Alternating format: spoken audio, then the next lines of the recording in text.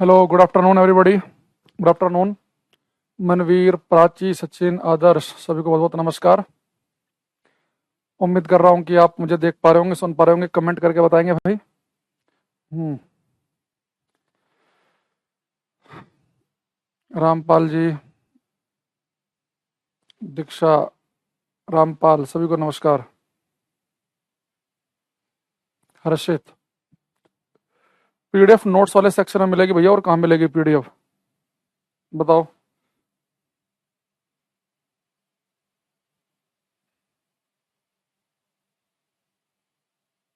हम्म।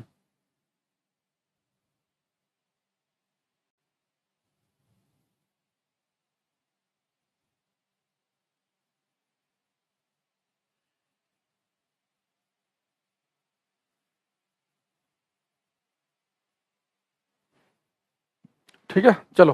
अच्छा, कल हमने क्लास में आ, ये पढ़ लिया था कि इको, रिवर्ब्रेशन, सोनार सिस्टम वगैरह, इस तरह की बातें हम कल पढ़ चुके थे। हमारी कोई बुक नहीं है भैया अभी। और अब हम बात करेंगे क्लास के अंदर आपका कुछ फैक्टर हैं जो जिनके ऊपर बच्चे साउंड की स्पीड डिपेंड करती है। जैसे कि हमें पढ़ना है कि टेम्परेचर का ध्वनि की चाल पर क्या प्रभाव पड़ता है, इस तरह की चीजें। ठीक है, तो कुछ बातें हम पढ़ेंगे। तो सबसे पहले लिखेंगे हम temperature effect on speed of sound. Temperature effect, temperature effect on speed of sound. ध्वनि की चाल पर तापमान का प्रभाव। ध्वनि की चाल पर, ध्वनि की चाल पर तापमान का प्रभाव। ध्वनि की चाल पर तापमान का प्रभाव। नहीं भाई, बैच की टाइमिंग चेंज नहीं हो सकती। तो बच्चे, ये बड़ा सिंपल है समझने का। जैसे पेपर में सीधा क्वेश्चन आएगा कि टेम्परेचर के बढ़ने से, तापमान के बढ़ने से साउंड की स्पीड बढ़ती है, घटती है, कि सेम रहती है। तो इस तरह की कुछ बातें आपसे पूछेगा वो, कि तापमान के बढ़ने से तो ध्वनि की चाल पर क्या प्रभाव पड़ेगा। ठीक, तो हम बोलेंगे कि भाई तापमान के बढ़ने से ध्वनि की चाल पर क्या प्रभाव पड़ेगा। तो इसे कैसे समझेंगे आप, यहां देखो। आप इसके लिए काम करो। आपको पता है कि भाई 0 डिग्री सेल्सियस पर साउंड की स्पीड कितनी है बच्चे, 332 मीटर पर सेकंड। और 22 डिग्री सेल्सियस में मैंने आपको बताया था लगभग है 343। तो 0 पे है 332 और 22 पे है 343। यानी हमें पता चल गया कि टेम्परेचर के इंक्रीज होने से साउंड की स्पीड घटते दिख रही है कि बढ़ते दिख रही है, बढ़ते हुए। तो एक सिंपल क्वेश्चन आता है पेपर में कि तापमान का ध्वनि की चाल पर क्या प्रभाव पड़ेगा। हम बोलेंगे टेम्परेचर के बढ़ने पर साउंड की स्पीड बढ़ेगी। तो यहाँ पे एक सिंपल लाइन लिखेंगे कि तापमान के बढ़ने से स्पीड ऑफ साउंड, ध्वनि की चाल बढ़ जाती है। स्पीड ऑफ साउंड, ध्वनि की चाल बढ़ जाती है। तापमान बढ़ेगा तो साउंड की स्पीड बढ़ेगी। तो टेम्परेचर के बढ़ने से ध्वनि की चाल बढ़ती है। अच्छा, दूसरी चीज, इसके अलावा तापमान बढ़ा, ध्वनि की चाल बढ़ी, और ये कैसे इफेक्ट डालता है, इसमें आप एक चीज और देख सकते हैं बच्चे। अगर मैं साउंड की स्पीड को, ध्वनि की चाल को v से लिख लूं, तो साउंड की जो स्पीड होती है ना, वो टेम्परेचर के अंडर रूट के समानुपाती होती है। जो ध्वनि की चाल है वो तापमान के अंडर रूट के प्रोपोर्शनल समानुपाती का मतलब पता क्या है, कि अगर आपने टेम्परेचर 4 गुना कर दिया तो 4 का बच्चे रूट लेंगे तो 2 आएगा बाहर, यानी स्पीड पहले से दुगनी हो जाएगी। तो अगर कोई आपसे कह दे कि टेम्परेचर 4 गुना बढ़ने पर साउंड की स्पीड कितने गुना बढ़ेगी, 2, ये मत बोल देना कि 4 बढ़ने पर 4, नहीं, 4 बढ़ने पर दुगनी होगी। ठीक है, तो 4 गुना अगर तापमान बढ़ेगा तो साउंड की स्पीड पहले से कैसे हो जाएगी, दुगनी। ठीक है, तो तापमान के इंक्रीज होने पर साउंड की स्पीड बढ़ती है। एक ये फैक्टर याद रखना है। कुछ ऐसे फैक्ट्स हैं जो आपको याद रखने हैं सीधे सीधे। अब आते हैं सेकंड पे, density effect on speed of sound. Density effect on speed of sound, ध्वनि की चाल पर घनत्व का प्रभाव, ध्वनि की चाल पर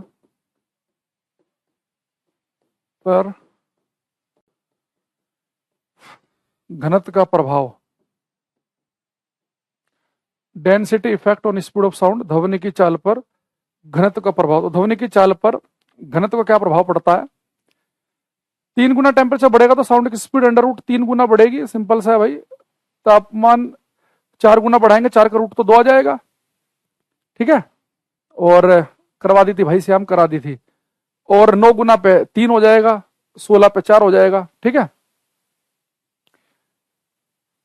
दूसरी चीज, डेंसिटी के बढ़ने पर ध्वनि की चाल पर क्या फर्क पड़ता है? तो ध्यान रखना कि डेंसिटी के बढ़ने पर साउंड की स्पीड घटती है, घनत्व के बढ़ने पर, डेंसिटी के बढ़ने पर ध्वनि की चाल घटती है,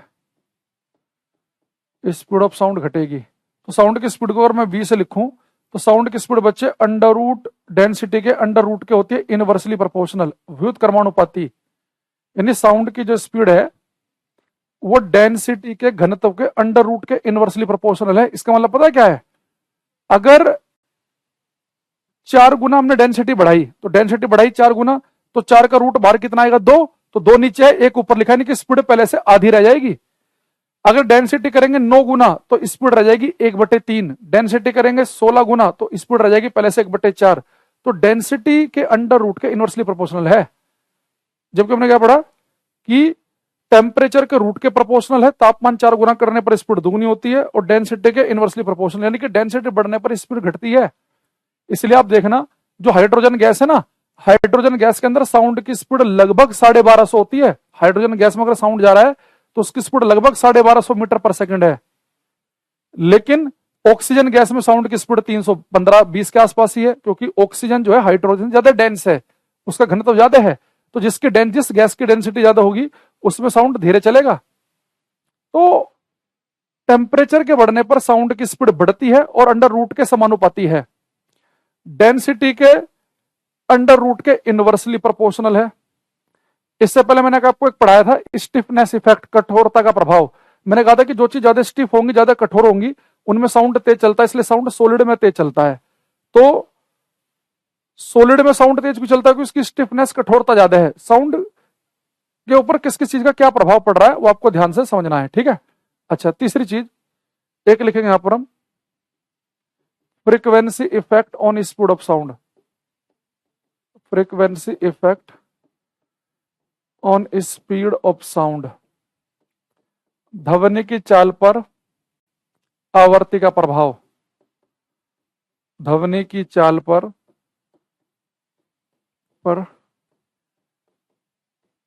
आवृत्ति का प्रभाव। ये आप मुझे बताएंगे, ये वाला आपको बताना है। ये बच्चा कह रहा है जी लेकिन सर सॉलिड में तो, अरे सॉलिड में साउंड तेज चलता है क्योंकि सॉलिड ज्यादा स्टीफ है, ज्यादा कठोर है।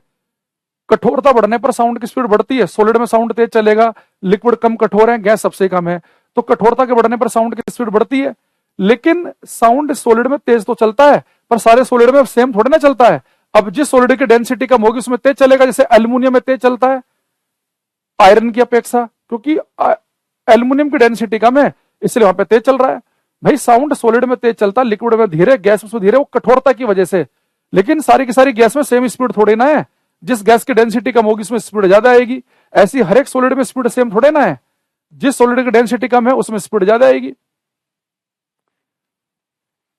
अब फ्रीक्वेंसी का ध्वनि की चाल पर क्या प्रभाव पड़ता है? फ्रीक्वेंसी का देखो, मेरे पास मान लो कि 2 साउंड है, एक लो फ्रीक्वेंसी का, एक हाई फ्रीक्वेंसी का है। ध्वनि की चाल पर आवृत्ति का कोई प्रभाव नहीं है, कोई भी। आप, एक लड़का बैठा है, एक लड़की बैठी है, दोनों एक साथ बोलेंगे, आप कुछ दूर खड़े हैं, दोनों की आवाज एक साथ आपके कान तक पहुंचेगी। दूसरी चीज, आप ढोलक की आवाज सुने, बाजे की सुने, पियानो की सुने, गिटार की सुने, सारी आवाजें अलग अलग है, सब अलग अलग फ्रीक्वेंसी के साउंड है, लेकिन सबकी आवाज एक साथ आपके कान के पर्दे तक पहुंचती है। तो इस बात से कोई फर्क नहीं पड़ता कि लो फ्रीक्वेंसी का साउंड है कि हाई फ्रीक्वेंसी का साउंड है, उसकी स्पीड सेम रहती है। ध्वनि की चाल पर आवृत्ति कोई प्रभाव नहीं पड़ता, इसलिए हम म्यूजिक को एंजॉय कर पाते हैं। कि 50 इंस्ट्रूमेंट बज रहे हैं, कहीं ऑर्केस्ट्रा में आप बैठे हैं, सारे इंस्ट्रूमेंट की आवाज एक साथ कान के पर्दे पहुंचती है। अगर एक की स्पीड ज्यादा होती है कि कम होती है तो आप म्यूजिक को एंजॉय ना कर पाते, फिर आप एक दिन में केवल एक ही इंस्ट्रूमेंट सुना करते। ध्वनि की चाल पर कोई प्रभाव नहीं पड़ता आवृत्ति का, तो लिखेंगे there is no effect of frequency on speed of sound. There is no effect of frequency on speed of sound. ध्वनि की चाल पर आवृत्ति का कोई प्रभाव नहीं पड़ता है। ध्वनि की चाल पर आवृत्ति का कोई प्रभाव नहीं पड़ता है। There is no effect of frequency on speed of sound. तो ध्वनि की चाल पर आवृत्ति का कोई प्रभाव नहीं है। अच्छा, फोर्थ लिखेंगे pressure effect on speed of sound. Pressure effect on speed of sound. ध्वनि की चाल पर दाब का प्रभाव। ध्वनि की चाल पर ध्वनि की चाल पर दाब का प्रभाव। तो प्रेशर का क्या इफेक्ट है साउंड की स्पीड पर? अगर कोई आपसे प्रेशर इफेक्ट पूछ ले, Kapil, Harsh, Dheeraj, Salu, pressure effect on speed of sound. देखो भाई, आप यहां पर खड़े हैं जमीन पर, अगर आपको मैं पहाड़ों पे लेके जाऊं वहां पे तो प्रेशर कम हो जाता है, हाइट बढ़ने पर एयर प्रेशर, वायु का दाब कम होता है। लेकिन आप जैसे अपने दोस्त से बात प्लेन एरिया में करते हैं ना, वैसे पहाड़ों पर भी करते हैं। पहाड़ों पे ऐसा नहीं होता कि आपकी आवाज दोस्त के पास देर में पहुंचे, जल्दी पहुंच जाए। जैसी स्पीड साउंड की प्लेन एरिया में है वैसे ही कहां पर है, ऊंचे पहाड़ों पर भी है। तो प्रेशर चाहे लो हो चाहे प्रेशर हाई हो, ध्वनि की चाल पर प्रेशर का भी कोई प्रभाव नहीं पड़ता है। तो लिखेंगे there is no effect of pressure. There is no effect of pressure. There is no effect of pressure on speed of sound. On speed of sound. ध्वनि की चाल पर दाब का कोई प्रभाव नहीं पड़ता है। ध्वनि की चाल पर दाब का कोई प्रभाव नहीं पड़ता। देखो, साउंड की स्पीड पर फ्रीक्वेंसी और प्रेशर, ये दोनों फैक्टर याद रखना, ये ज्यादा इंपॉर्टेंट है। ध्वनि की चाल पर मेरू टाइम से आया करो क्लास में, कोई प्रभाव नहीं पड़ता, ना ही फ्रीक्वेंसी का ना ही प्रेशर का। दूसरा, डेंसिटी के बढ़ने पर साउंड की स्पीड घटती है और टेम्परेचर के बढ़ने पर बढ़ती है। ये सारे फैक्ट आपको ध्यान रखने हैं, ठीक। एक लिखेंगे 5 और सीधे सीधे पेपर में ऐसे आते हैं। एक लिखेंगे humidity effect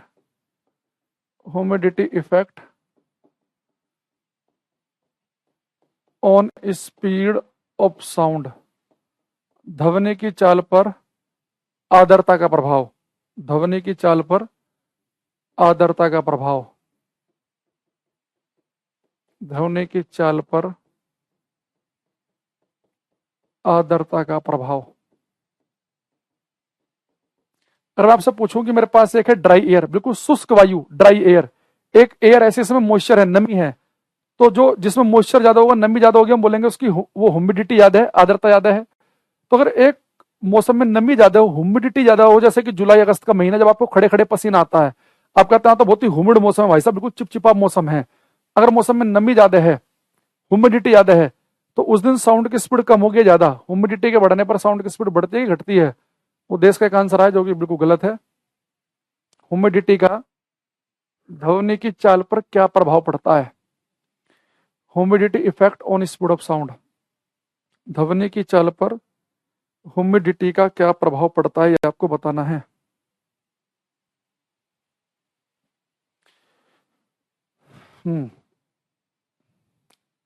Monika, Prince, Sanjana कुछ आंसर हमें दे रहे हैं, हर्ष, अतुल। देखो अच्छे, ह्यूमिडिटी के बढ़ने पर भी साउंड की स्पीड बढ़ती है। ह्यूमिडिटी, आर्द्रता के बढ़ने पर स्पीड ऑफ साउंड, ध्वनि की चाल बढ़ती है।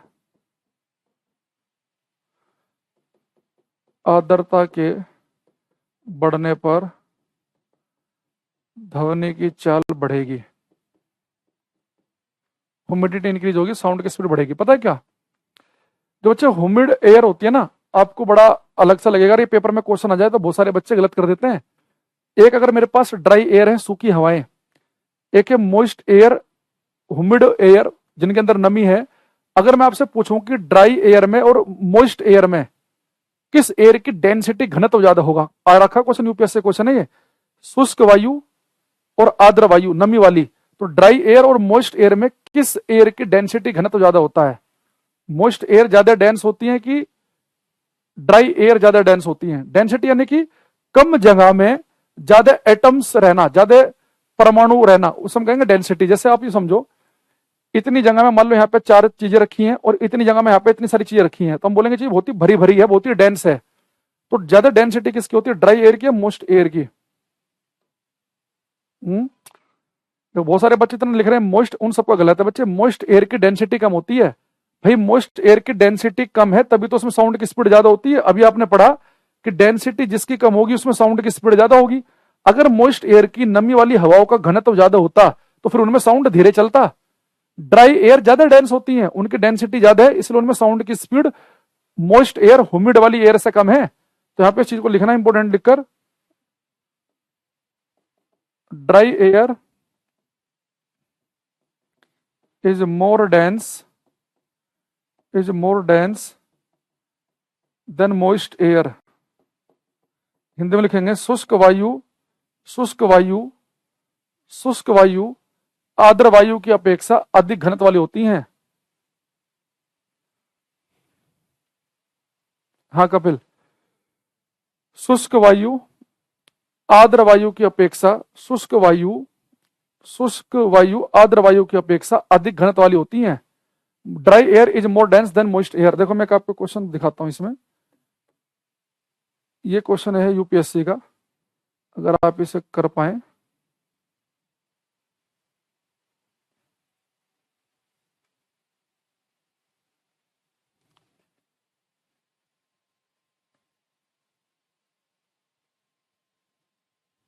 ये क्वेश्चन आया था पेपर में, करना ध्यान से, बहुत बच्चे गलत करके आए थे। अब आप तो आप नहीं करेंगे,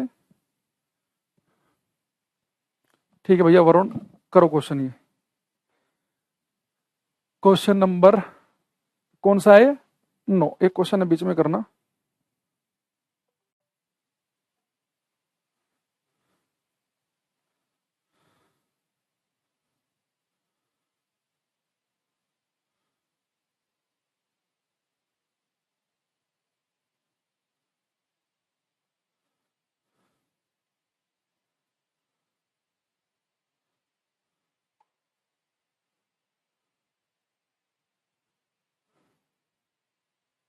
हम्म, देखो इसने लिखा the velocity of sound in moist air is more. इसने कहा कि मोइस्ट एयर जो होती है, जो नम हवा होती है, उनमें साउंड तेज चलता है than dry air, because the moist air has. तो मोइस्ट एयर की जो होगी वो डेंसिटी ज्यादा होगी, कम? भाई मोइस्ट एयर की डेंसिटी कम होगी तभी तो मोइस्ट एयर में साउंड तेज चलेगा, क्योंकि डेंसिटी जिसकी कम उनमें साउंड की स्पीड कैसी होगी, ज्यादा। तो मोइस्ट एयर जो होती है उनकी डेंसिटी कम है तो उनमें साउंड की स्पीड क्या चलती है, ज्यादा। तो इसके लिए सी ऑप्शन इसका सही आंसर है, ठीक है। बस थोड़ा सा है कि साइंस स्पेशल में हम थोड़ा और डिटेल से समझ लेते हैं, आपको जनरली फैक्ट से याद रखने हैं, ठीक है, क्योंकि बहुत सारे सब्जेक्ट है भैया जीएस स्पेशल में। मैंने बहुत क्लास ले ली, मेरे ऊपर पहले से ही ये आ रहा है कि भाई, जैसे जो नॉर्मली टीचर जीएस स्पेशल में 30-35 क्लास में जीएस फिजिक्स खत्म कर देता है, और मैं ले लेता हूँ 55-55 क्लास, क्योंकि फिर आराम आराम से पढ़ते हैं, बच्चा पूछता है तो डिटेल में जाना पड़ता है। लेकिन आज मैंने थोड़े से कमेंट अवॉइड भी किया बच्चों के, वरना हर एक चीज में ऐसे चलने लगेंगे फिर सिलेबस नहीं हो पाता, फिर बच्चे बाद में फिर खुद ही कहते हैं सिलेबस नहीं हो रहा, कब होगा कब होगा, कितनी क्लास होंगी, तो फिर सब्र भी नहीं है बच्चों में, ये भी तो वजह है। अब यहाँ पे क्लास लिखेंगे हम, Doppler's effect of sound, Doppler's effect of sound, ध्वनि का डॉपलर प्रभाव, ध्वनि का डॉपलर प्रभाव। इसमें एक बहुत ही बेसिक सा क्वेश्चन आता है आपके यहाँ पे, उसे आप एक देखना, देखो उससे पहले एक चीज आप समझने की कोशिश करेंगे। ये बच्चा कह रहा है कि जी मोइस्ट एयर में ज्यादा पार्टिकल हैं तो ज्यादा, अरे जगह की बात है कि उतनी ही जगह में, उतनी जगह। बच्चे एक चीज बताओ, जैसे एक ड्राई एयर है, ड्राई एयर के अंदर मान लो इतनी जगह में नाइट्रोजन और ऑक्सीजन के एटम भरे हैं। भाई सूखी हवा क्या है, हमारी एयर में 99% होते हैं नाइट्रोजन और ऑक्सीजन। तो नाइट्रोजन ऑक्सीजन भरी हुई है इतने हिस्से में। अब मान लो कि यहाँ पे मॉइस्चर आ गया, तो मॉइस्चर क्या करेगा, कुछ नाइट्रोजन और ऑक्सीजन को हटा देगा। तो मान लो कि पहले 100 एटम नाइट्रोजन और ऑक्सीजन के थे, अब केवल बचे 90 एटम बचे नाइट्रोजन और ऑक्सीजन के, और 10 आगे किसके, जल के, मॉइस्चर के, H2O। तो यहाँ पे देखना ये जो नाइट्रोजन और ऑक्सीजन है ये ज्यादा डेंस है, ज्यादा भारी एटम है इसकी अपेक्षा वाटर की। वाटर का मोलिकुलर वेट बनता है 18 और इनका कितना बनता है 16 दूनी 32, इसका कितना बनता है 28। यानी 28 और 32 वाले एटम रिप्लेस होकर 18 वाले आ गए हैं। मोस्ट एयर जो होते हैं इसमें मॉइस्चर ज्यादा होता है, वो नाइट्रोजन और ऑक्सीजन को हटाकर मॉइस्चर आ रहा है। ये ड्राई एयर ज्यादा डेंस है मोस्ट एयर की अपेक्षा।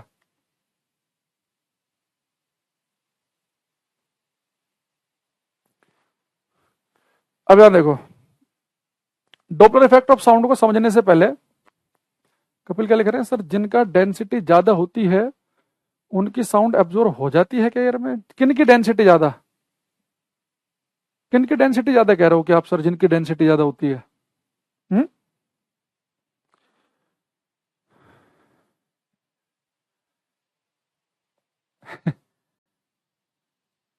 चलो, आज मैं थोड़ा सा कंफर्टेबल सा ही फील नहीं कर रहा हूँ, देख रहा हूँ एक इधर ये लग रहा है, एक इधर ये, अभी मैं कुछ टेस्ट करा के आया हूँ, एक अभी इधर लग रहा था ये, तो थोड़ा सा कम फालतू क्वेश्चन करना। आज हमने क्लास आपकी कैंसिल नहीं करवाई, मैंने क्लास लग गई है तो कोशिश करेंगे कि पूरी लें। एक इधर लगा दिया उन्होंने, क्या बोलते हैं उसे, नेबुला पेबुला सा क्या ठोक देते हैं पूरा, एक इधर लगा दिया है, ऐसे कर रहा हूँ। और ये इतनी मोटी मोटी सुई लगा देते हैं आजकल तो, टेस्ट वेस्ट करने अभी। वो डॉक्टर भी आजकल के ऐसे हैं, जरा सा कुछ हो जाए पहले तो 4 टेस्ट लिखेंगे और उसके बाद आगे बढ़ेंगे। चलिए पहले टेस्ट करा के लाओ। पहले डॉक्टर होते थे बढ़िया, अपना गए डॉक्टर को 2-4 बातें बताई, ऐसे नब्ज पकड़ता था, एक ऐसे कान से में लगा के पीठ से पे लगाएगा, जोर से सांसें लो, एक बार कमर से पे लगा देगा, भाई साहब पूरी दवाई लिखता था बढ़िया, 3 खुराक खाओ बढ़िया। आज गई पहले ब्लेड लगवाओ, कैनुला पेनुला 36 चीजें लगवाओ। ये सब वही है, उन्हें लगता है कि भैया हॉस्पिटल में लैब बना रखी है, मशीन लगी है, तो उनका किराया भी तो निकालना है, खर्चा तो कैसे निकले, अपना जो भी आया अपना मुर्गा हलाल करो आते ही। डॉपलर इफेक्ट साउंड को बड़ा सिंपल तरीके से हम समझेंगे। वो ये है कि जैसे मान लो, उससे पहले आप समझो, से मान लो मैं यहाँ पे खड़ा हूं और मेरे सामने लड़का यहाँ खड़ा है साहिल नाम का।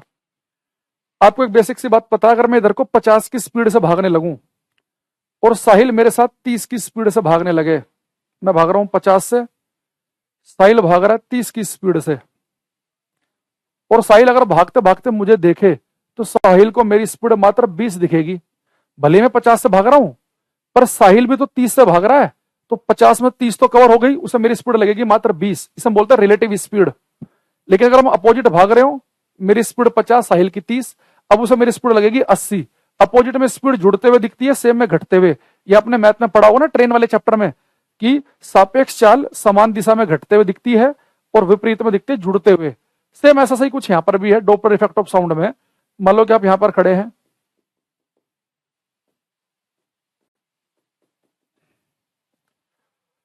और ये अपने पास से बच्चे, मान लो कि यहाँ पे कोई एक गाड़ी है और इसमें मान लो कि कोई स्पीकर बज रहा है, कोई गाना बज रहा है, और इस गाने से बच्चे जो फ्रीक्वेंसी निकल रही है, वो मान लो मैंने फ्रीक्वेंसी मान ली समझने के लिए 100 हर्ट्ज की फ्रीक्वेंसी का गाना बज रहा है, 100 हर्ट्ज की फ्रीक्वेंसी का साउंड निकल रहा है। यानी कि जो गाना आप सुन रहे हैं उसकी जो आवृत्ति है वो 100 हर्ट्ज है, 100 हर्ट्ज। अब देखो यहाँ पे होता क्या है, अगर ये सोर्स जहां से आवाज आ रही है ये आपकी तरफ को मूव करने लग जाए, या आप इसकी तरफ को मूव करने लग जाए, तो होगा क्या, जो एक्चुअल फ्रीक्वेंसी थी ना आवाज की, आपको उससे हाई फ्रीक्वेंसी महसूस होगी। जैसे दो व्यक्ति अपोजिट भागते हैं तो उन्हें एक दूसरे की स्पीड ज्यादा दिखती है, रिलेटिव स्पीड। ऐसे ही आप यहां पर खड़े हैं, एक आवाज यहां पर आ रही है, उसकी फ्रीक्वेंसी मान लो 100 है, तो ये आवाज आपकी तरफ को आए या आप इसकी तरफ को आए, तो आपको जो उसकी एक्चुअल फ्रीक्वेंसी उससे हाई फ्रीक्वेंसी लगेगी, आपको लगेगी ज्यादा ऊंची फ्रीक्वेंसी का साउंड है। अगर फ्रीक्वेंसी हाई होगी तो पिच भी हाई होगी। हमने पढ़ा था कि जो तारतम्य है, जो पिच है वो फ्रीक्वेंसी पे डिपेंड करता है। यानी जब कोई साउंड आपकी तरफ को आता है, आपको उसकी पिच हाई लगती है, यानी कि वो आवाज आपको ज्यादा बारीक सी लगती है। एक क्वेश्चन आया पेपर में कि एक व्यक्ति प्लेटफॉर्म पर खड़ा है और ट्रेन प्लेटफॉर्म की तरफ को आ रही है, तो व्यक्ति को ट्रेन से जो आवाज आ रही है उसकी पिच कैसी महसूस होगी, हाई पिच। देखा भी होगा आपने, जब आप प्लेटफॉर्म पे खड़े हो, ट्रेन आपकी तरफ को आती है तो आवाज थोड़ी ज्यादा तीखी सी लगती है, पतली सी आवाज महसूस होती है। लेकिन ये जो बच्चे साउंड है, ये आपसे अगर दूर जाने लगे या आप इससे दूर जाने लगे तो आपको फ्रीक्वेंसी जो है पहले से लो महसूस होगी, यानी फ्रीक्वेंसी लो लगेगी, यानी कि पिच भी लो लगेगी, तारत भी निम्न लगेगा। यानी कि जब कोई ट्रेन आपसे दूर जाए उसकी आवाज लगती है लो पिच वाली, भारी सी। यानी अगर हम आपसे कहें कि मान लो कि मैं नजदीक हूं, नजदीक, और एक ट्रेन मेरे पास यहां पे है और वो ट्रेन मेरे नजदीक आ रही है, और वैसे भी आपको देखो पता ही है जब नजदीकियां बढ़ती हैं तो फ्रीक्वेंसी बढ़ती नहीं बढ़ती है, मिलने की फ्रीक्वेंसी बढ़ती है। अगर आपसे किसी का नजदीकियां बढ़ रही हैं तो आपकी मिलने की फ्रीक्वेंसी बढ़ने लगती है। आप उससे क्या करोगे, पहले 15 दिन मिल रहे थे, फिर आप 10 दिन में मिलने लगोगे, फिर आप 7 दिन में, 3 दिन में। जब नजदीकियां बढ़ती हैं तो फ्रीक्वेंसी बढ़ती है। ऐसे ही कोई सोर्स आपकी तरफ को आए या आप सोर्स की तरफ को जाए तो फ्रीक्वेंसी बढ़ेगी। लेकिन जब दूर जाते हैं, दूरियां बढ़ती हैं, तो मिलने की फ्रीक्वेंसी घट जाती है। पहले आप मिल रहे थे हफ्ते में, अब आप मिलोगे 2 महीने में, 4 महीने बाद फोन उठाना बंद, तो वही है। तो दूरियां बढ़ने पर फ्रीक्वेंसी घटेगी और नजदीकियां बढ़ने पर फ्रीक्वेंसी बढ़ेगी। ठीक है, तो ये इसे ध्यान रखना। पेपर में इससे क्वेश्चन आ रखा है जो वो यही आ रखा है कि प्लेटफॉर्म पर एक व्यक्ति खड़ा है, ट्रेन उसके नजदीक आएगी तो हाई फ्रीक्वेंसी का साउंड महसूस होगा, दूर जाएगी तो लो का महसूस होगा। ठीक, बस अब ये साउंड वाला जो चैप्टर है इसमें आपको इससे ज्यादा करने की, समझने की आवश्यकता नहीं है, इतने को ध्यान रखना। ठीक है, तो हम कोशिश क्या करेंगे क्लास में कि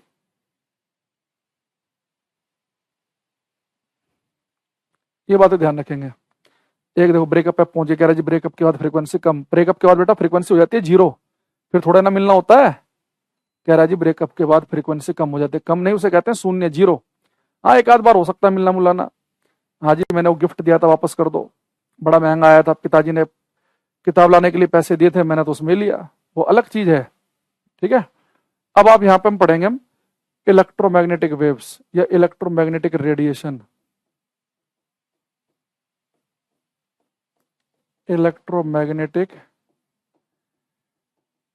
रेडिएशन या इलेक्ट्रोमैग्नेटिक वेव्स, हम कहेंगे हिंदी में वैद्युत चुंबकीय विकिरण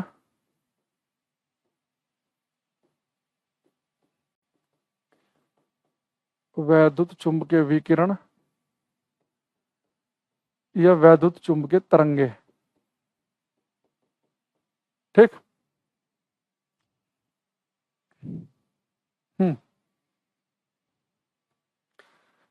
अब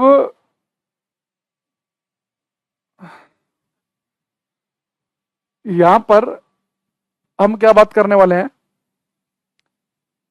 इलेक्ट्रोमैग्नेटिक वेव की बात करने वाले हम क्लास में। डॉपलर इफेक्ट ऑफ साउंड में केवल ये समझना है कि अगर कोई साउंड है, कोई आवाज है, तो किसी भी आवाज की एक फ्रीक्वेंसी होगी, एक आवृत्ति होगी, फ्रीक्वेंसी आवृत्ति होगी। अगर वो साउंड के आप नजदीक जा रहे हैं या वो साउंड आपके नजदीक आ रहा है तो जो उसकी एक्चुअल फ्रीक्वेंसी, आपको उससे ऊंची फ्रीक्वेंसी का साउंड लगेगा, वो आपको लगेगा कि ये ज्यादा पतली आवाज है, ज्यादा हाई पिच वाला साउंड लगेगा। लेकिन आप दूर जा रहे हैं या वो आपसे दूर जा रहा है तो दूर जाने पर फ्रीक्वेंसी उसकी आपको लो लगेगी, यानी कि लो पिच का साउंड लगेगा, भारी सी आवाज लगेगी, नजदीक आने पर पतली और दूर जाने पर मोटी सी आवाज। ठीक है, ये कह रहा है सर ड्राई एयर में साउंड तेज, भाई ड्राई एयर में तो धीरे चलेगी ना, ड्राई एयर की डेंसिटी ज्यादा है, ड्राई एयर ज्यादा डेंस है, ड्राई एयर की डेंसिटी ज्यादा है तो उनमें साउंड की स्पीड कम होगी। भाई तुम्हें डेंसिटी नहीं पता, बहुत सारे बच्चे इसमें डेंसिटी में कंफ्यूज हो रहे हैं। यहाँ देखो घनत्व डेंसिटी,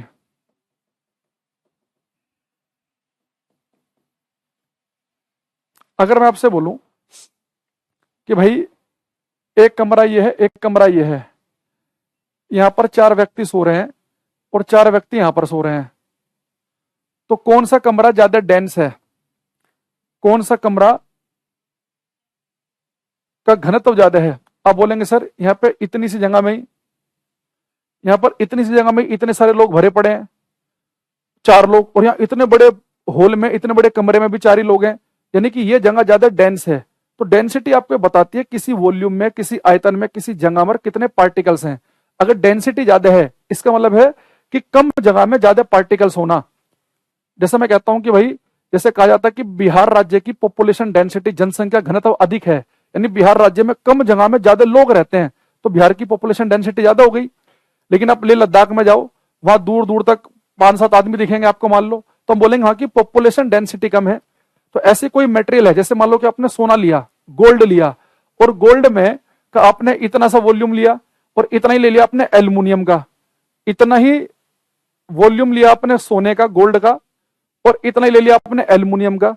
तो इतने ही वॉल्यूम में गोल्ड के अंदर बहुत सारे पार्टिकल्स होंगे, जबकि एल्युमिनियम में उतने नहीं होंगे। हालांकि मान लो कि आपको लगेगा बिल्कुल ऐसे कि दोनों के अपने वॉल्यूम सेम है, लेकिन जो सोना है उसमें उतनी जगह में नंबर ऑफ पार्टिकल्स ज्यादा भरे हुए हैं, यानी कि गोल्ड ज्यादा डेंस है। तो डेंसिटी का फॉर्मूला बनता है मास अपॉन वॉल्यूम, द्रव्यमान बटे आयतन, मास अपॉन वॉल्यूम द्रव्यमान बटे आयतन। तो यहां बड़े ध्यान समझना बात को। अगर बच्चे आपका मास फिक्स है, जैसे 4 आदमी यहां 4 आदमी यहां, अगर मास कांस्टेंट है तो जिसका वॉल्यूम ज्यादा होगा उसकी डेंसिटी कम होगी। भाई यहां पे एक चीज देखो आप, कि आपने एक चीज देखी, यहां पर 4 आदमी यहां पर है, 4 यहां पर है, मास तो फिक्स हो गया, द्रव्यमान तो फिक्स है, तो फिर जो कमरा बड़ा होगा जिसका वॉल्यूम ज्यादा होगा उसकी डेंसिटी कम होगी। या अगर आपने वॉल्यूम फिक्स कर दिया, जैसे यहां पर भी उतना ही वॉल्यूम ये लिया, उतना ही वॉल्यूम ये लिया, अगर वॉल्यूम फिक्स कर देंगे तो जिसका मास ज्यादा उसकी डेंसिटी ज्यादा होगी। समझ रहे बात को? तो यानी कि जहां पर नंबर ऑफ पार्टिकल ज्यादा होंगे फिर वो चीज ज्यादा डेंस हो जाएगी। तो ये तो सिंपल सी चीज है, डेंसिटी शब्द तो आपको पता होना चाहिए। कम जगह में ज्यादा लोग भरे यानी कि ज्यादा डेंसिटी है। अगर सेम ही वॉल्यूम है, फिर जहां पर ज्यादा लोग होंगे, जहां पर ज्यादा पार्टिकल्स होंगे, वो चीज ज्यादा डेंस हो जाएगी। इसमें क्या है, डेंसिटी घनत्व। अरे वॉल्यूम पता ना, तो वॉल्यूम क्या होता है, जैसे आपने गुब्बारा लिया, उसमें फूंक मारो, गुब्बारा इतना फूल गया तो उसने इतनी जगह घेर रखी है, और जोर से गुब्बारा मारो, फूंक मारो, तो गुब्बारा फूलकर इतना बड़ा हो जाएगा, यानी इसका वॉल्यूम बढ़ गया। तो आप कितनी जगह घेर रहे हैं वो वॉल्यूम होता है। फूंक मारी गुब्बारे में, इतना सा फूला तो इतना वॉल्यूम, तेज फूंक मारी इतना गुब्बारा फूल गया तो वॉल्यूम ज्यादा।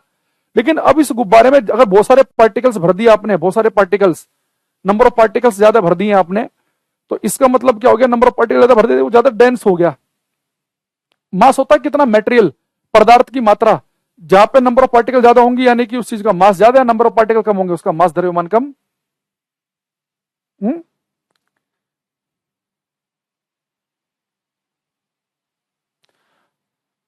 तो सर साउंड स्पीड तो कम होनी चाहिए डेंस एरिया, भैया हमने और क्या कहा है कि जो डेंसिटी जहां ज्यादा होगी वहां साउंड की स्पीड कम होगी। और बताया क्या तुम्हें, उल्टा थोड़े ना बताया है, डेंसिटी के बढ़ने पर साउंड की स्पीड कम होती है, बोला तो है आपसे। हाँ, डेंसिटी ज्यादा होने पर मास ज्यादा होगा, बिल्कुल सही बात है, क्योंकि मास होता है density into volume.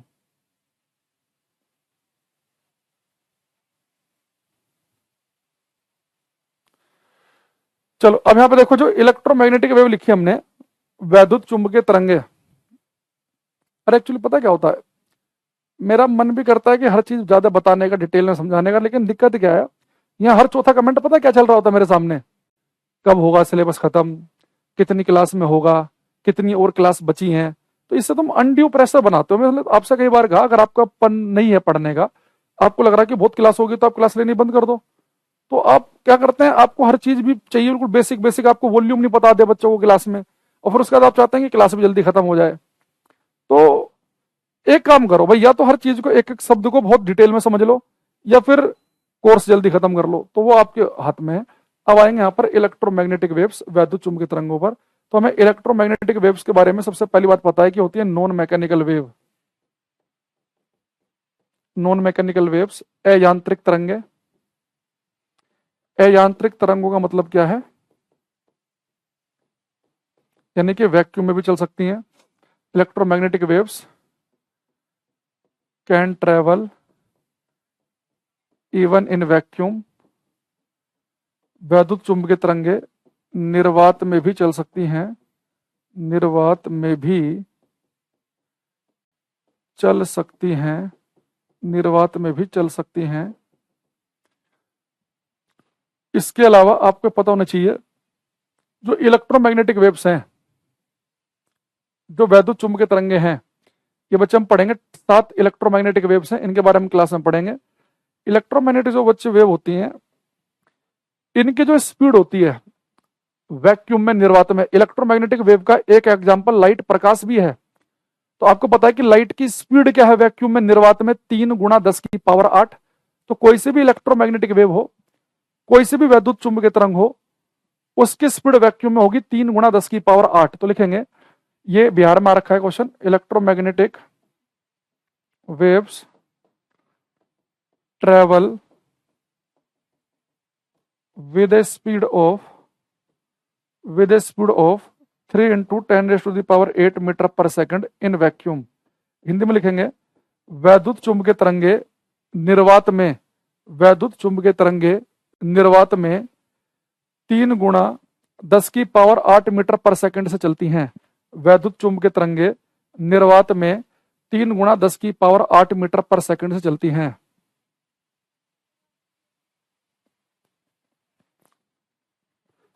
Kapil, absorb होने पर चीजें दूर तक नहीं जाएंगी। एब्जॉर्ब होना अलग चीज है, स्पीड अलग चीज है। वैद्युत चुंबकीय तरंगे निर्वात में 3 गुणा 10 की पावर 8 की स्पीड चलती है। देखो ये बिहार में क्वेश्चन था कि वैद्युत चुंबकीय तरंगों की निर्वात में चाल क्या होती है, 3 गुणा 10 की पावर 8।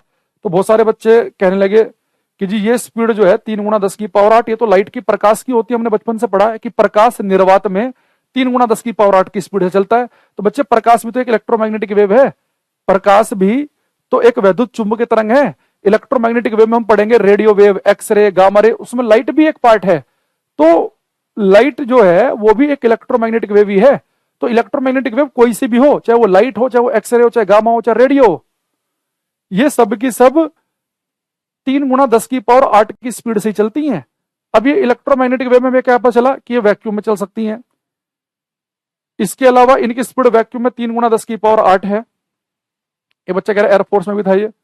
किलोमीटर पर सेकंड में निकालना चाहते हो तो किलोमीटर पर सेकंड में आएगा 3 गुणा 10 की पावर 5 किलोमीटर पर सेकंड। अगर किलोमीटर पर सेकंड आएगा तो आपको पता है कि किलोमीटर में होते हैं 1000 मीटर, तो 3 पावर कम हो जाएंगी। तो 3 गुणा 10 की पावर 8, और किलोमीटर में 3 गुणा 10 की पावर 5। तो पेपर में ध्यान रखना, मीटर पर सेकंड लिखा रहा है कि किलोमीटर पर सेकंड लिखा रहा है। और 3 गुणा 10 की पावर 5, 10 की पावर 5 का मतलब होता है लाख, यानी कि 3 लाख किलोमीटर पर सेकंड स्पीड है इनकी। यानी एक सेकंड में इलेक्ट्रोमैग्नेटिक वेव 3 लाख किलोमीटर की दूरी तय कर लेती है। आपने कहा 1 इलेक्ट्रोमैग्नेटिक वेव 3 लाख किलोमीटर की दूरी तय कर चुकी है वैक्यूम में, 3 इंटू 10 की पावर 5, यानी कि 3 लाख किलोमीटर पर सेकंड। अब ये इलेक्ट्रोमैग्नेटिक वेव कौन कौन सी हैं, 7, पहला हम उनके नाम लिखेंगे। ठीक है, पहला पॉइंट लिखा है कि इलेक्ट्रोमैग्नेटिक वेव है नॉन मैकेनिकल वेव्स, अयांत्रिक तरंगे। जब वेव पढ़ाया था तो सबसे पहली लाइन यही बताई थी, electromagnetic wave non mechanical wave है। नॉन मैकेनिकल वेव वो होती हैं जो वैक्यूम के अंदर भी ट्रेवल कर सकती हैं, यानी जिन्हें चलने के लिए मीडियम की आवश्यकता नहीं होती है। अगर वैक्यूम है तो वहां भी चलेंगी, मीडियम है तो अच्छी बात है, वैक्यूम है तो और भी अच्छी बात है। और ये इनकी स्पीड वैक्यूम में कितनी हो मैंने आपको बता दिया। वैक्यूम के अलावा किसी इलेक्ट्रोमैग्नेटिक वेव, यानी जैसे लाइट की स्पीड क्या होगी किसी और माध्यम में, वो हम पढ़ते हैं लाइट वाले चैप्टर में, ऑप्टिक्स के अंदर, रिफ्रैक्शन, अपवर्तन वाले टॉपिक में, कि लाइट की स्पीड अगर आपको पानी में निकालनी है या कांच में निकालनी है तो कितनी। अभी के लिए आप याद रखेंगे, वैक्यूम में आपको इलेक्ट्रोमैग्नेटिक वेव की स्पीड पता होनी चाहिए, 3 लाख किलोमीटर पर सेकंड याद रख लो, या 3 गुणा 10 की पावर 8 मीटर पर सेकंड याद रख लो, जो भी आपकी इच्छा करे वो आप याद कर सकते हैं। अब 7 इलेक्ट्रोमैग्नेटिक वेव के नाम देखते हैं कौन कौन से हैं। एक है हमारे पास में रेडियो वेव, और हिंदी वाले बच्चों को मैं अभी लिख रहा हूं रेडियो, हिंदी में भी साथ में नाम, आगे से हम ये जितने भी वेव हैं इन सब के इंग्लिश नाम से ही पढ़ेंगे। आप कहेंगे जी क्यों, क्योंकि बहुत सारे पेपर में वो इनके हिंदी नाम लिखता ही नहीं है, इंग्लिश नाम का ही यूज करता है। तो हिंदी नाम मैं शुरू में लिखवा देता हूं, बाद में इनका यूज करेंगे हम, ठीक है। यानी कि स्पीड वैक्यूम के लिए है ये किट्टी, 3 गुणा 10 की पावर 8, वैक्यूम निर्वात के लिए। पानी में ये स्पीड नहीं होगी, कांच में स्पीड नहीं होगी, केवल वैक्यूम की बताई मैंने। उसका देख आप याद करेंगे, माइक्रोवेव, सूक्ष्म तरंगे, सूक्ष्म तरंगे। आप बहुत सारे पेपर में देखेंगे वो हिंदी में माइक्रोवेव को सूक्ष्म तरंगे लिखता ही नहीं है, वो ऐसे लिख देता है माइक्रोवेव, माइक्रोवेव। इसलिए मैं कह रहा हूं कि इनके इंग्लिश नाम जरूर याद होने चाहिए आपको, हिंदी वाले बच्चों को। हिंदी वाले बच्चे इंग्लिश नाम जरूर याद रखेंगे साथ में। तीसरा लिखेंगे हम यहाँ पे इंफ्रारेड वेव, अवरक्त तरंगे, इंफ्रारेड वेव्स, अवरक्त तरंगे, इंफ्रारेड वेव्स, अवरक्त तरंगे। एक लिखेंगे हम विजिबल लाइट, दृश्य प्रकाश, विजिबल लाइट, दृश्य प्रकाश। एक लिखेंगे हम अल्ट्रावायलेट रेज, पराबैंगनी किरणें, अल्ट्रावायलेट रेज, पराबैंगनी किरणें, एक लिखेंगे हम एक्स रेज, एक्स किरणें, एक्स किरणें, एक लिखेंगे हम गामा रेज, गामा किरणें। तो 7 नाम लिख लो एक बार आप ये। एक बार ये 7 नाम लिखना, एक सेकंड अभी आया मैं, ये लिखो पहले, हिंदी इंग्लिश दोनों।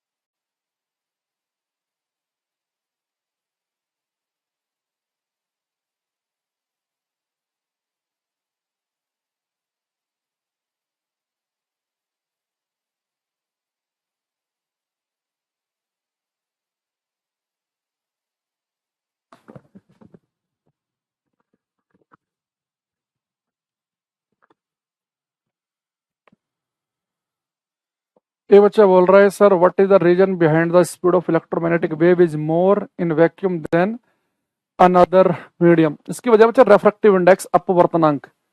तो जो मीडियम का रेफ्रैक्टिव इंडेक्स ज्यादा होता है, अपवर्तनांक ज्यादा होता है, उसमें इलेक्ट्रोमैग्नेटिक वेव यानी कि लाइट धीरे स्पीड से चलती है। ठीक है, तो जब आपकी क्लास में ऑप्टिक्स वाला चैप्टर आएगा तब ये कॉन्सेप्ट आप समझोगे। ठीक है, अभी हमने सारे के सारे नाम लिख लिए, radio, micro, infra visible, ultra, x-ray, gamma ray. अच्छा, जितनी भी इलेक्ट्रोमैग्नेटिक वेव हैं, जितने भी वैद्युत चुंबकीय तरंगे हैं, इसमें मैं आपको दोबारा बता दूं कि केवल लाइट नहीं, इनमें से चाहे ये आ जाए चाहे कोई सी भी आ जाए, वैक्यूम में सबकी स्पीड सेम है। दूसरी चीज वो तो मैंने लिखवाई दिया कि वैक्यूम में सबकी सब 3 गुना 10 की पावर 8 की स्पीड से चलती है।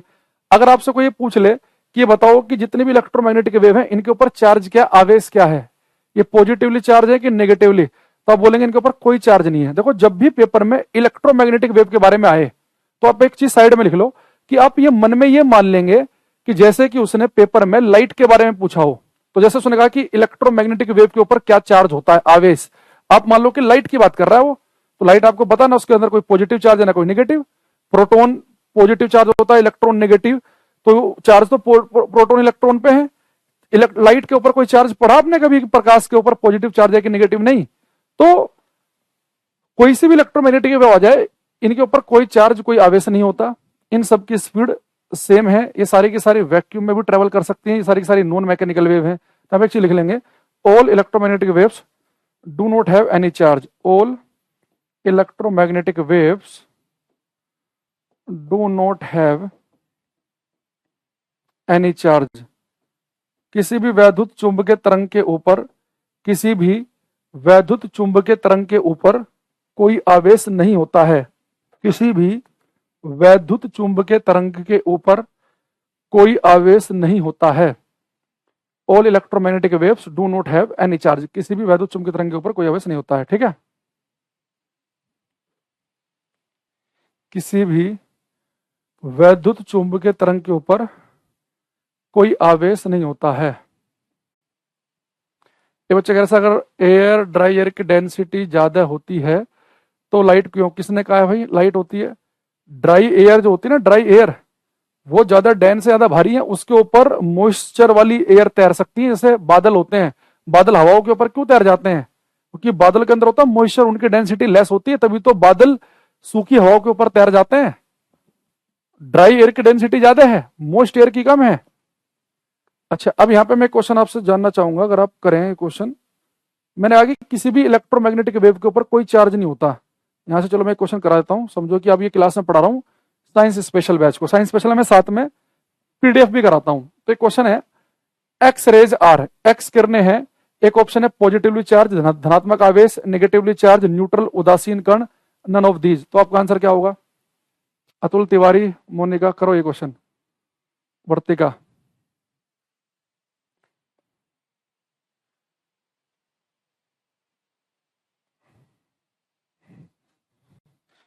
विजिबल लाइट को हम शॉर्टकट में लाइट कह देते हैं भाई। देखो एक्सरेज क्या है बच्चे, भी हमने पढ़ा कि एक्सरे क्या है, ये एक इलेक्ट्रोमैग्नेटिक वेव है, एक वैद्युत चुंबकीय तरंग है। और हमें पता है कि कोई सी भी वैद्युत चुंबकीय तरंग हो, कोई सी भी, इनके ऊपर कोई चार्ज कोई आवेश नहीं होता। तो पेपर में जरूरी नहीं कि वो आपसे पूछे कि इलेक्ट्रोमैग्नेटिक वेव पर क्या चार्ज, वो इलेक्ट्रोमैग्नेटिक वेव का कोई एग्जांपल उठा लेगा। जैसे कल को पूछ सकता है कि गामा रे कैसी है, तो न्यूट्रल, कोई चार्ज नहीं है। आपसे कल को पूछ सकता है कि लाइट क्या है, न्यूट्रल, कोई चार्ज नहीं है। रेडियो कैसी है, एक्सरे कैसी है, गामा। तो पेपर में ऐसे ही पूछ सकता है वो, जरूरी नहीं कि वो हमेशा इलेक्ट्रोमैग्नेटिक वेव का ही यूज करे, इसका एग्जाम्पल ले लेगा वो। ये आपसे जैसे क्वेश्चन मैं आपको पूछूं,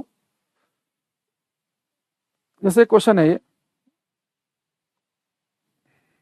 ये इसने कहा speed of x-ray in vacuum, x-ray की चाल बताओ निर्वात में क्या होती है। और ऑप्शन में जो सी लिखा हुआ है स्मॉल सी है, और सी का मतलब है यहां पर speed of light in vacuum, निर्वात में प्रकाश की चाल। सी का मतलब है निर्वात में प्रकाश की चाल। क्वेश्चन है speed of x-ray in vacuum is, x-ray की स्पीड वैक्यूम में क्या है? तो आप सभी जानते हैं कि वैक्यूम में कोई सी भी इलेक्ट्रोमैग्नेटिक वेव हो, निर्वात में कोई सी भी वैद्युत चुंबकीय तरंग हो, सबकी स्पीड सेम होती है।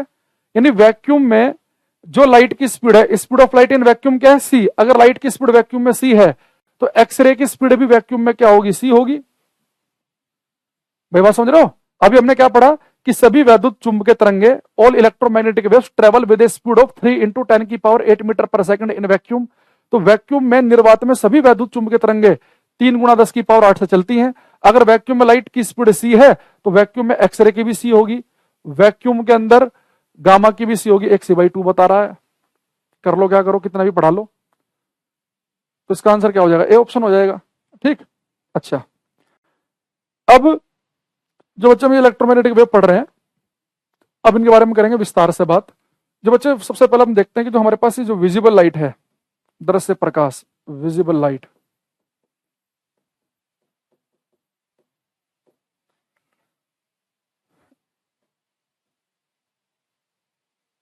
सही से लिखा नहीं गया है, दोबारा लिखते हैं। विजिबल लाइट, हाँ अब सही है। ये बच्चे विजिबल लाइट है, हम सभी को ये पता है कि ये 7 रंगों से मिलकर बनी है। तो विजिबल लाइट में होते हैं 7 रंग। वो 7 रंग कौन से होते हैं? विब ग्योर। ये बार बार बताने की जरूरत तो नहीं है कि आर से रेड कलर है, ओ से ऑरेंज है, नारंगी, yellow, green, blue, indigo, violet, ये है बैंगनी, वायलेट कलर। ठीक, तो हमें पता है कि जो विजिबल लाइट है वो 7 रंगों से मिलकर बनी है। एक चीज छोड़ो, चलो सब बाद में देखेंगे, कंफ्यूजन होगा नहीं तो सबको लिख लेते हैं एक बारी। सबसे पहले ऊपर रेडियो, रेडियो वेव्स, रेडियो तरंगे। आप केवल इंग्लिश में देखेंगे, हिंदी वाले नाम मैं एक बार लिखवा चुका हूं आपको। माइक्रोवेव्स, सूक्ष्म तरंगे, फिर तीसरा क्या लिखवाया था, इसी सीक्वेंस में याद रखना है इन्हें, इसकी वजह है। फिर तीसरे नंबर पे इंफ्रारेड वेव, चौथे नंबर पे हमारे पास में visible light, visible light,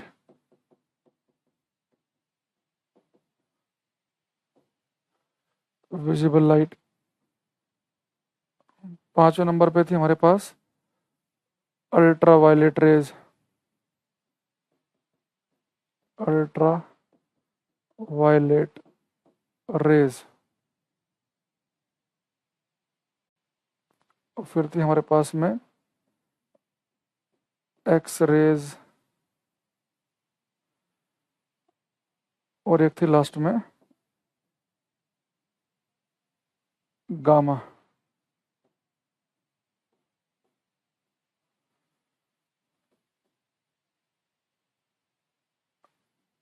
radio, micro, infra, visible, ultra, x ray,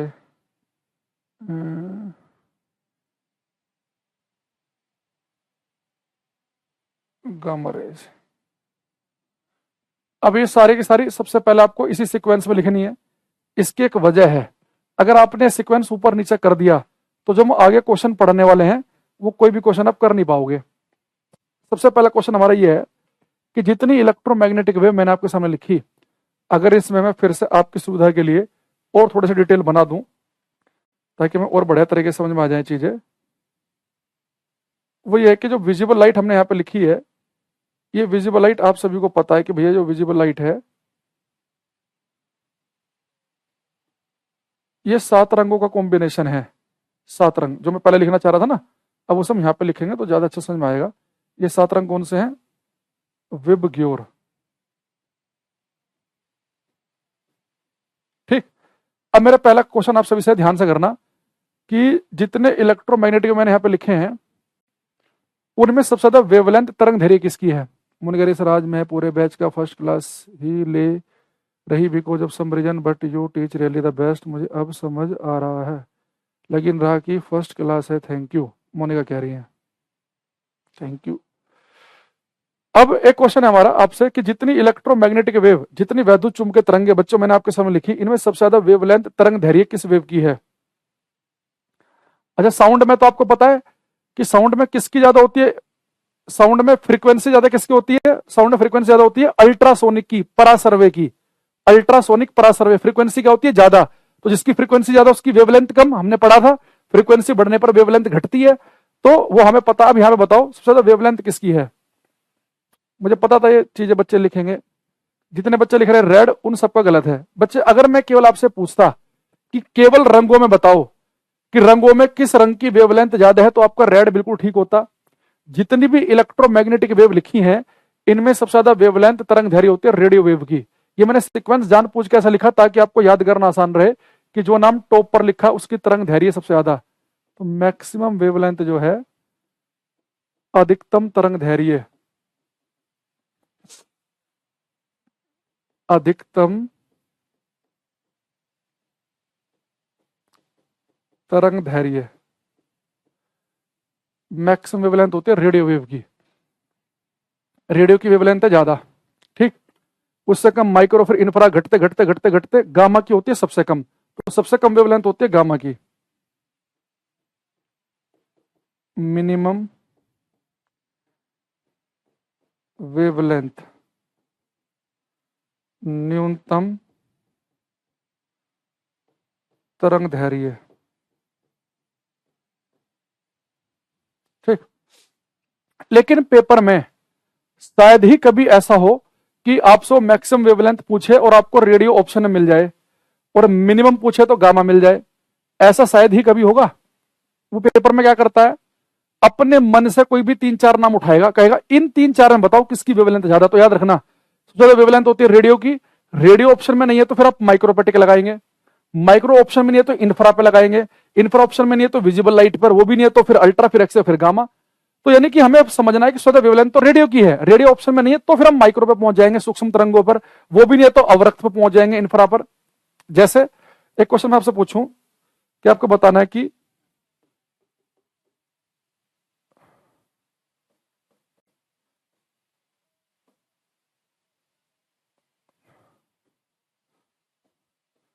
the wavelength of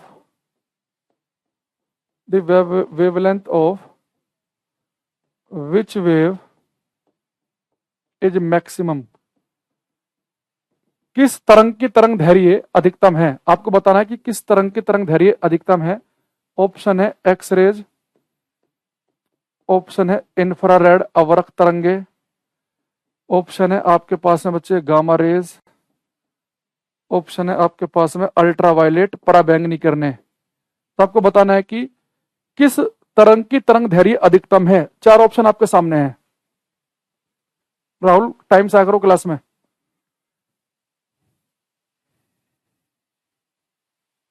विशाल अभी कई बार एक आध दिन लग जाता है बैच एक्टिवेट होने में, कल तक का वेट कर लेना आप एक बार। आपको बताना है कि किस वेव की वेवलेंथ तरंग दैर्घ्य ज्यादा है। जीतू, सना, दीपांशु, यतिक, आशीष, आदित्य, अमित, हर्ष, कुबेर, मंजीत, मणिकांत, निधि, जीतू, आदित्य, सोनू, उदय। क्या बात है, सबका ठीक आ रहा है एकदम। वर्तिका, अमन, ऋषभ, अवनीश, स्वाति, सोनू, भास्कर, धर्मजीत, कोई गलत नहीं कर रहा। चलो सबका ठीक आ रहा है। शिल्पी, अमन, आदित्य, रोमेश, ओमेश, सबका। हमें पता है कि वेवलेंथ ज्यादा किसकी होती है, रेडियो की। रेडियो तो ऑप्शन में नहीं है, तो रेडियो के बाद नंबर किसका आता है, हमें याद है माइक्रो का। तो माइक्रो ऑप्शन में है क्या, माइक्रो। सूक्ष्म तरंग ऑप्शन में नहीं, फिर माइक्रो के बाद नंबर आता है इंफ्रा का, तो इंफ्रारेड है, तो यानी कि बी ऑप्शन हमारा सही है। तो पेपर में आपको नॉर्मली ऐसे मिलेगा। ऐसे आपसे पेपर में कह सकता है कि किसकी वेवलेंथ ज्यादा है। फिर से बताना आपको किसकी वेवलेंथ ज्यादा है। इस बार आपके पास ऑप्शन है ये इंडिगो, आसमानी कलर, ग्रीन, ब्लू, ऑरेंज। आपको बताना है कि सबसे ज्यादा वेवलेंथ किसकी है, तो आपको बताना रंगों में। तो रंगों में आपको पता बच्चे सबसे ज्यादा वेवलेंथ किसकी होती है, और केवल हम रंगों की बात करें, रंगों की। नरेंद्र, सालू, मोहित, अजय, इस वाले क्वेश्चन का आंसर दो। आपको सबसे ज्यादा वेवलेंथ होती है रंगों में रेड कलर की। अगर रेड ऑप्शन में नहीं तो हम जाएंगे ऑरेंज पे। ऑरेंज ऑप्शन में दे रखा है क्या, दे रखा है जी, डी ऑप्शन है, तो ये हमारा आंसर हो गया। तो ऑरेंज हमारा आंसर आ जाएगा। प्रिंस ये बताया तुमने, तुमने गलत कर दिया भाई ये। अरे भाई जो नाम ऊपर लिखा है उसकी वेवलेंथ होती है ज्यादा। नाम ऊपर कौन सा लिखा है, अगर हम केवल कलर में कंपैरिजन करेंगे तो लाल की वेवलेंथ ज्यादा, लाल के बाद ऑरेंज, फिर येलो, फिर ग्रीन, ब्लू, इंडिगो, वायलेट सबसे कम होती है बैंगनी की। रंगों में इसकी ज्यादा होती है और बैंगनी की होती है कम। अगर हम केवल रंगों की बात ना करें, सभी इलेक्ट्रोमैग्नेटिक वेव की बात करें, तो रेडियो की ज्यादा है और गामा की सबसे कम। अच्छा दूसरी चीज, अगर मैं आपसे कहूं कि इन सब में सबसे ज्यादा फ्रीक्वेंसी आवृत्ति किसकी होगी। आपको पता है कि वेवलेंथ और फ्रीक्वेंसी में उल्टा रिलेशन होता है। जिसकी वेवलेंथ ज्यादा उसकी फ्रीक्वेंसी सबसे कम होगी। तो वेवलेंथ ज्यादा किसकी है, रेडियो की, तो रेडियो की फ्रीक्वेंसी होगी सबसे कम। मिनिमम फ्रीक्वेंसी, न्यूनतम आवृत्ति, मिनिमम फ्रीक्वेंसी, न्यूनतम आवृत्ति।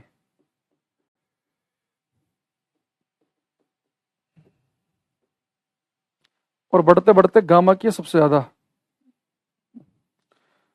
मैक्सिमम फ्रीक्वेंसी, अधिकतम आवृत्ति।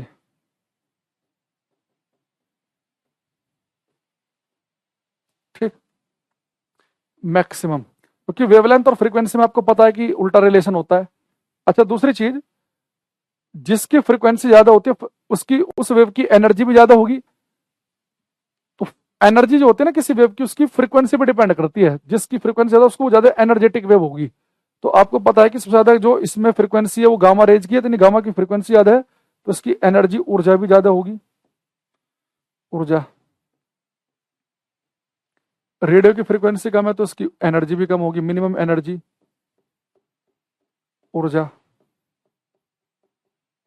यानी कि जो नाम ऊपर लिखा है उसकी फ्रीक्वेंसी ज्यादा, और जो नाम नीचे लिखा है उसकी, जो नाम ऊपर लिखा है उसकी वेवलेंथ ज्यादा, तरंग दैर्घ्य ज्यादा, और जो नाम नीचे लिखा है उसकी फ्रीक्वेंसी एनर्जी ज्यादा। यानी कि अगर पेपर में कभी फ्रीक्वेंसी एनर्जी पूछे तो आप बोलेंगे गामा की ज्यादा। अगर गामा ऑप्शन में नहीं है फिर एक्सरे पे जाएंगे, एक्सरे ऑप्शन में नहीं तो अल्ट्रा पे जाएंगे, फिर विजिबल पे, फिर इंफ्रा पे, माइक्रो पे, रेडियो पे। यानी अगर ये नहीं है तो इस पे फ्रीक्वेंसी एनर्जी के लिए, वेवलेंथ के लिए इसकी ज्यादा, ये नहीं है तो फिर इस पे। बात समझ रहे हो?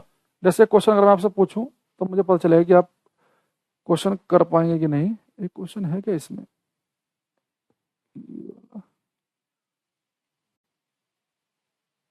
ये नहीं है, ये बताओ, ये क्वेश्चन है, ये करना।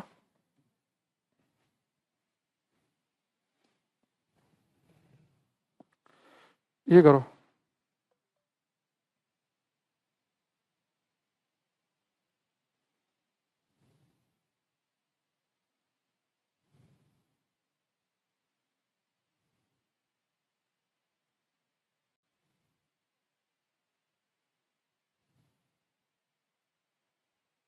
सोलह सौ तीस कुछ आंसर दे रहे हैं हमें,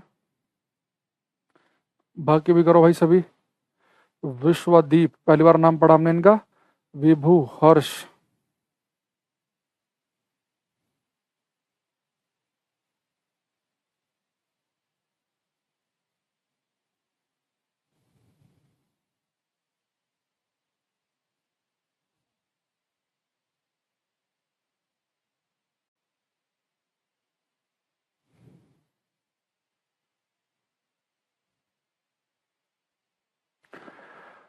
ओके, हमारे पास बहुत सारे आंसर आ गए। अब देखते हैं किस बच्चे का यहाँ पर बिल्कुल ठीक आंसर है।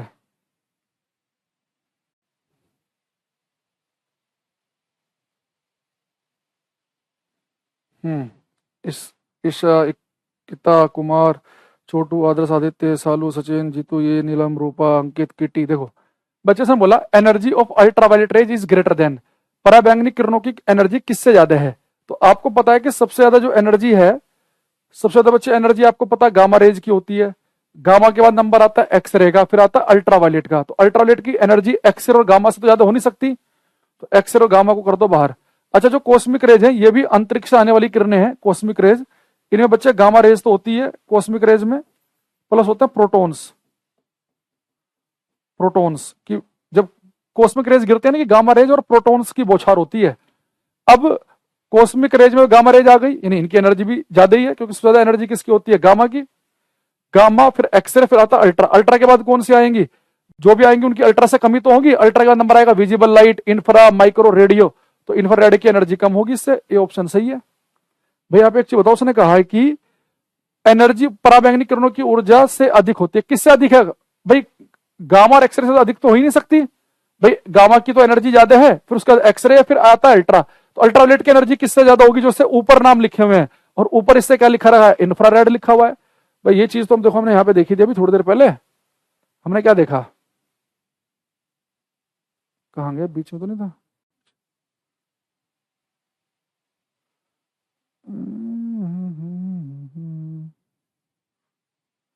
हमें पता है कि जब एनर्जी की बात करेगा तो गामा की एनर्जी मैक्सिमम है, मैक्सिमम फ्रीक्वेंसी, मैक्सिमम एनर्जी।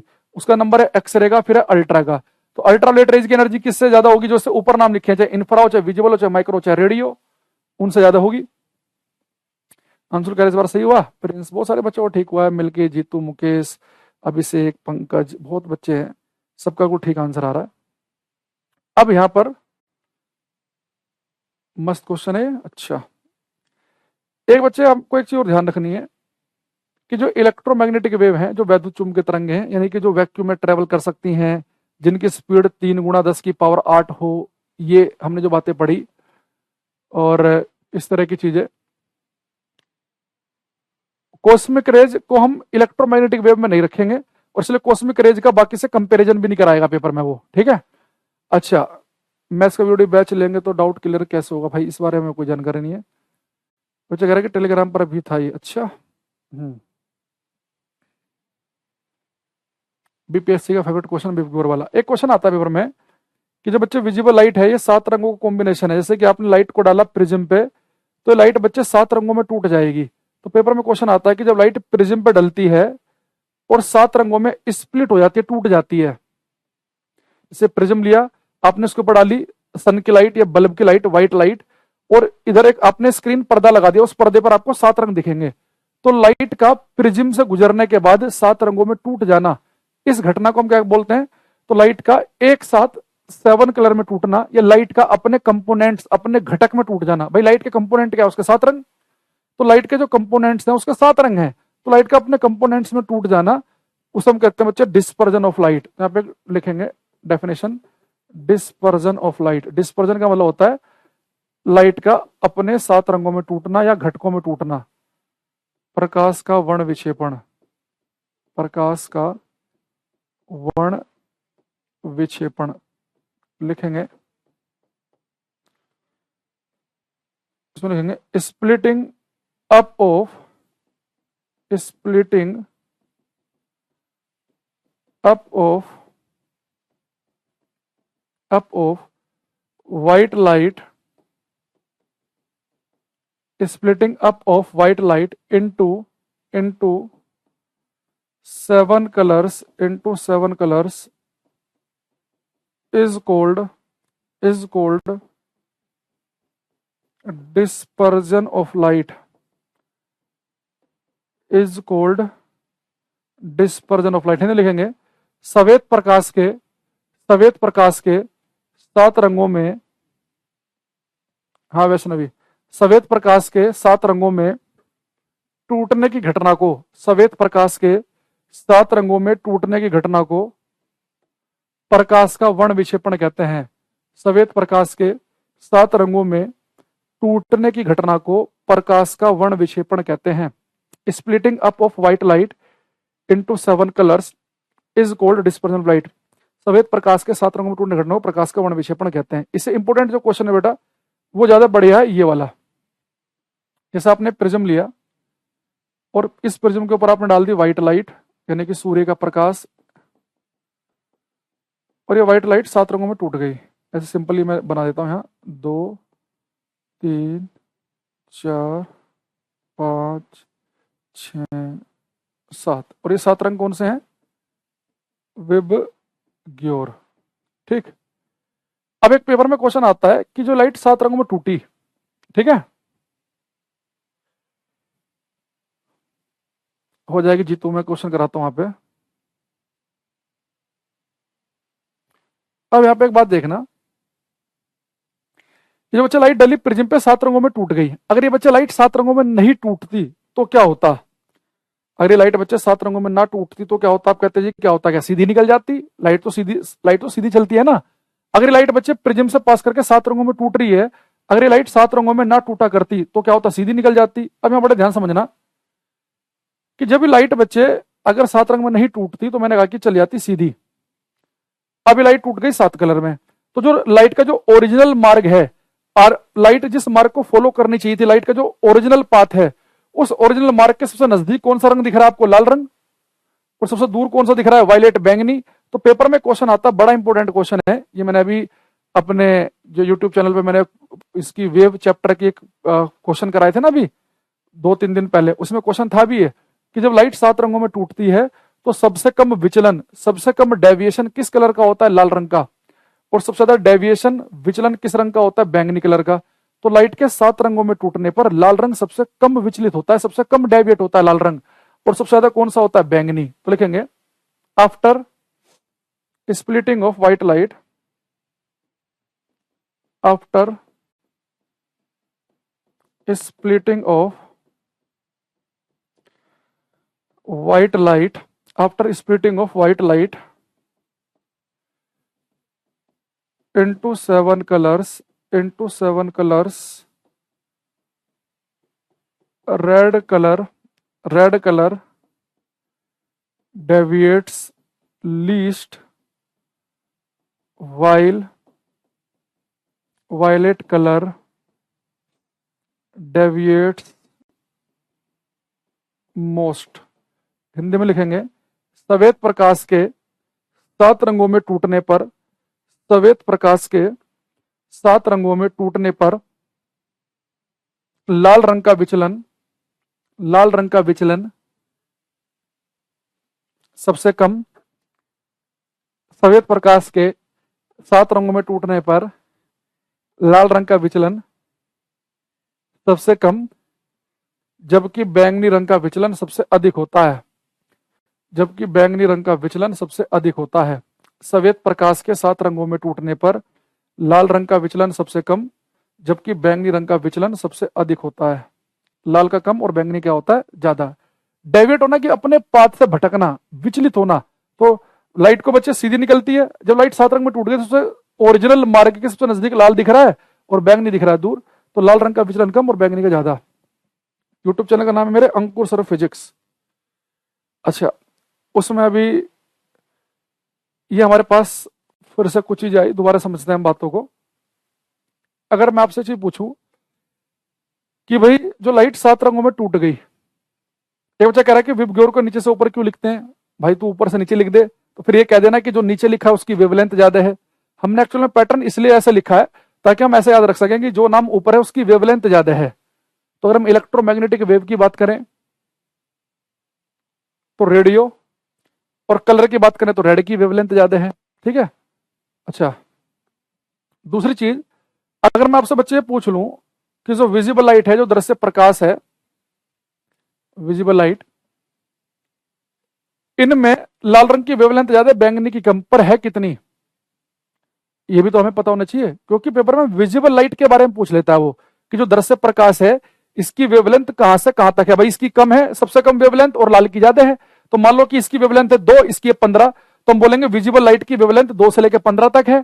मान लो इसकी है 15, इसकी है 50, तो हम बोलेंगे 15 से 50। तो रेंज पूछता है वो कि जो विजिबल लाइट है, दृश्य प्रकाश, इसकी वेवलेंथ की रेंज कहां से कहां तक है। आप कह रहे हो कि बैंगनी की वेवलेंथ कम होती है, लाल की ज्यादा, तो कहां से कहां तक। तो आप ध्यान रखेंगे कि जो वायलेट कलर है इसकी जो बच्चे वेवलेंथ है वो है लगभग 400 नैनोमीटर, और लाल की है 800। तो 400 से 800 नैनोमीटर, या अगर आप इसे एंगस्ट्रोम में लिखना चाहो तो 4000 एंगस्ट्रोम से 8000 एंगस्ट्रोम। ये जो मैंने ए के ऊपर जीरो बनाया ना, इसे हम बोलते हैं एंगस्ट्रोम। और एक एंगस्ट्रोम का मतलब होता है 10 की पावर -10 मीटर, यानी कि जो लाइट है इसकी वेवलेंथ बड़ी छोटी है। एंगस्ट्रोम में नाप रहे हैं, एंगस्ट्रोम में 10 की पावर -10 मीटर, और नैनोमीटर का मतलब होता है 10 की पावर -9 मीटर। 10 की पावर -9 मीटर। तो आप लिखेंगे the range of wavelength of visible light, यहां लिख लो, फिर दोबारा आ जाऊंगा मैं स्लाइड पे। The range of wavelength of visible light, दृश्य प्रकाश के तरंग दैर्घ्य की परास, दृश्य प्रकाश के, दृश्य प्रकाश की तरंग दैर्घ्य की परास, परास यानी कि रेंज, तो range of wavelength of visible light. और आपको जो वेवलेंथ है केवल विजिबल लाइट की याद रखनी है, बाकी की याद नहीं रखनी। और किसी की, एक मैं एक्सरे की बताऊंगा, एक एक्सरे की और याद रख लेना। बाकी रेडियो वगैरह की तो मीटरों में उनकी याद नहीं करनी, ना रेडियो की याद करनी, ना गामा की, ना इंफ्रा की, किसी की नहीं, विजिबल लाइट की। The range of wavelength of visible light ये होती है बच्चे कितनी, हमने पढ़ी 400 नैनोमीटर से 800 नैनोमीटर, या 4000 एंगस्ट्रोम से 8000 एंगस्ट्रोम। ठीक है। तो 400 से 800 नैनोमीटर या 4000 से 8000 एंगस्ट्रोम। अच्छा, जरूरी नहीं कि पेपर में आपको एग्जैक्ट 4000 से 8000 ही लिखा मिले, नजदीक से का ऑप्शन मिल सकता है। पे 8000 की जगह 7800 लिखा मिल सकता है, या 4000 की जगह 3900 लिखा मिल सकता है, 3900। तो देख लेना, जैसे मैं क्वेश्चन दिखा देता हूं, चलो पेपर का, ये आप ये कर पाओगे कि नहीं।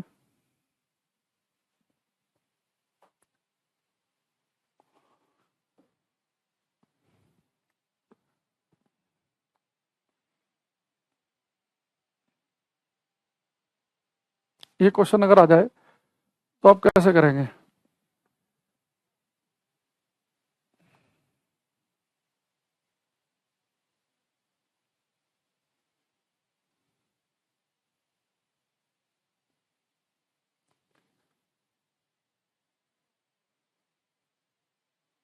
ये करो,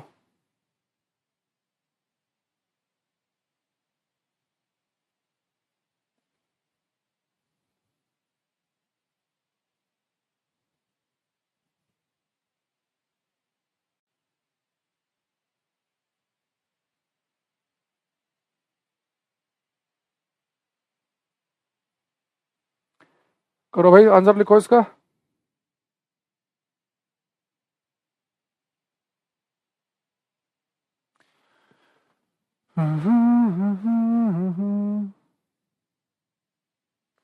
ओ, लग रहा है मुझे शायद अब आप कमेंट नहीं कर पाओगे, क्योंकि टाइम ऐसे तो 3:15 तक तो नहीं था आज क्लास का। क्लास की टाइमिंग क्या थी? 2:45 से 3:45। पर मुझे लग रहा है शायद इन्होंने वो बनाया होगा 3:30 तक का। किसी कमेंट नहीं आ रहा, मैं एक बार देख लेता हूँ कमेंट का। चलो मैं ही बता देता हूँ। देखो, ये लास्ट क्वेश्चन रखते हैं, फिर कल देखेंगे हम। वेवलेंथ जो है विजुअल स्पेक्ट्रम की बच्चे 4,000 से 8,000 एंगस्ट्रॉम, तो 4,000 के नजदीक नहीं है, गलत। ये 3900 4,000 के नजदीक है, ये 7600 8,000 के, तो ये ऑप्शन सबसे नजदीक दिख रहा है। ये तो 8,000 है, पर ये 4,000 के नजदीक नहीं है, तो ये गलत। ये 8, ये तो बिल्कुल ही गलत। तो बी ऑप्शन सही है इसका। तो वेवलेंथ जो विजुअल स्पेक्ट्रम की है वो आपको दिख रहा है यहाँ पे, ठीक है। एक बच्चे आप जाते जाते एक वेवलेंथ आप ध्यान रखेंगे, एक्स रेज की, एक्स किरणों की। एक्स किरणों की जो वेवलेंथ होती है वो होती है लगभग 1 एंगस्ट्रॉम, लगभग 1 एंगस्ट्रॉम, ठीक है। जैसे बच्चा रेडियो की बाकी याद नहीं करना, रेडियो की होती है कुछ सेंटीमीटर से लेके हजारों मीटर तक होती है, तो उनकी रेंज वगैरह याद नहीं करनी। एक तो विजिबल लाइट की याद करनी है, ज्यादा फैक्ट्स इकट्ठे मत करो अपने लिए, जो इंपॉर्टेंट है वो। और एक एक्सरे की 1 एंगस्ट्रॉम के आसपास, 1 एंगस्ट्रॉम यानी कि 10⁻⁻10 मीटर के आसपास। तो आज के लिए इतना ही रखते हैं, ठीक है।